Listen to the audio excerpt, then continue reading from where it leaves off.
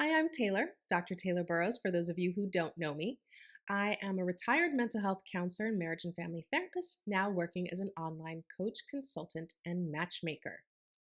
You're probably familiar with Dr. Gary Chapman's The Five Love Languages. If you can't recall them, which usually people do forget on the spot, they're acts of service, physical touch, quality time, words of affirmation, and receiving gifts. But I also like to add in there giving gifts. Because if you're anything like me, I so thoroughly enjoy giving gifts to the people that I love, but receiving gifts is not as important to me. Maybe it's the same for you. I mention Dr. Chapman's The Five Love Languages because I use this as kind of a platform from which to build on when I'm working with people and explaining how healthy relationships work.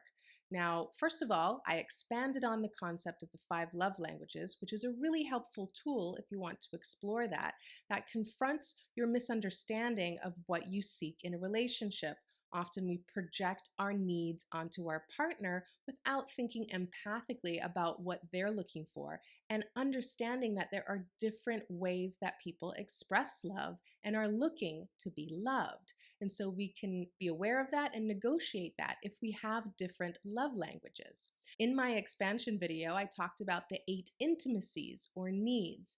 These are the ways that we connect with people. So it's not just with our significant other, but it can be with our friends and our family and with ourselves too.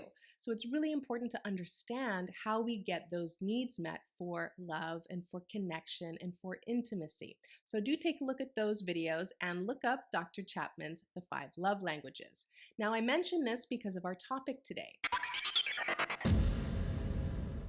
which is the 4 stress languages.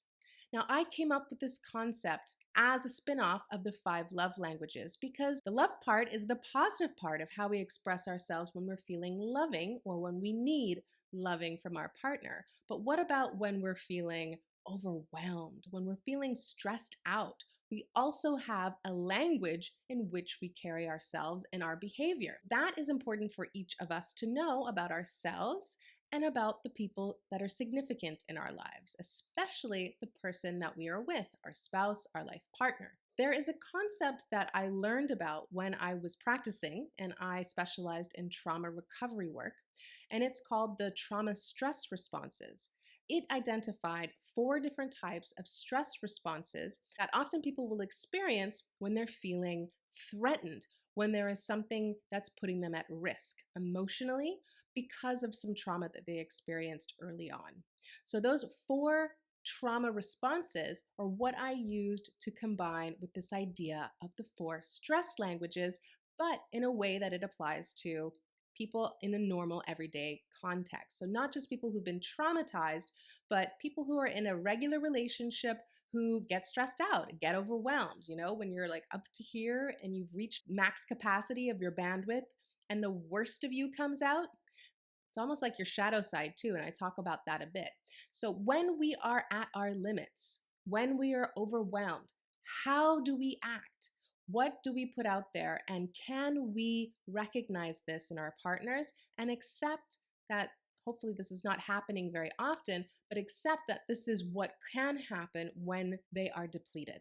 And if you can accept someone's stress language and you recognize that they do their own work in order to rectify it and reel it in and regulate it, then that is going to be really wonderful for you to understand in the vetting process. Don't invest in someone until you see the worst of them. Know what their stress language is. Know what your stress language is.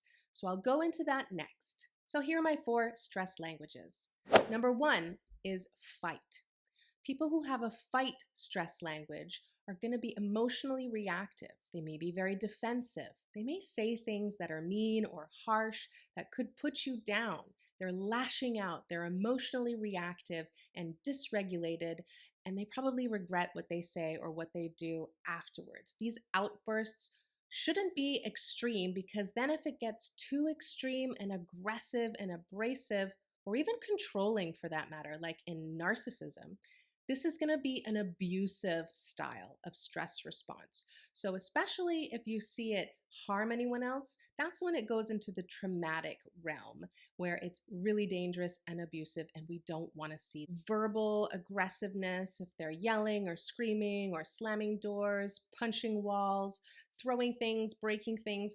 That is abusive. So, that is at the very extreme of this side where we really want to watch out for, because that is a red flag. That's at the stage where you need to take care of yourself and be in survival mode.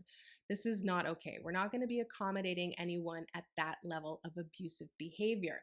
But it can exist on a more moderate level or even a mild level where someone isn't abusive, but they do tend to get defensive and fight back. They may be very pushy and assertive with their opinion. They may seem dismissive to your opinion and really want to just have things their way and not care about negotiating or finding a way to collaborate. The most important issue here is self-regulation.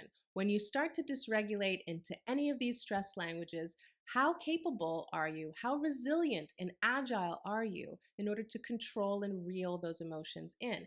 Nobody's perfect. It's okay if you kind of spill over a little bit, but you want to make sure that it does not injure anyone else. Now, given the fact that some people are highly sensitive because they just are, or because they have some kind of background in victimization. This is important for you to understand when you're vetting someone, that your buttons cannot irritate each other to that extent. You have to make sure that they can accommodate whatever emotional dysregulation that you have, in addition to you regulating your own emotions when you get like this. Hopefully preventing it from happening, but when it does spill over, not having an extreme response and then knowing how to put yourself back into a healthy equilibrium state. The second type of stress language is flight. Now, these people tend to run away, whether that's just emotionally or actually physically. That means that they abandon relationships easily. They may feel suffocated, they may feel restless, they may ask for a lot of space and get very defensive and feel like you're being intrusive when you're not. You're just doing normal things that are required in a relationship. These people are going to push back and get defensive about that individuality that they feel like they may be losing.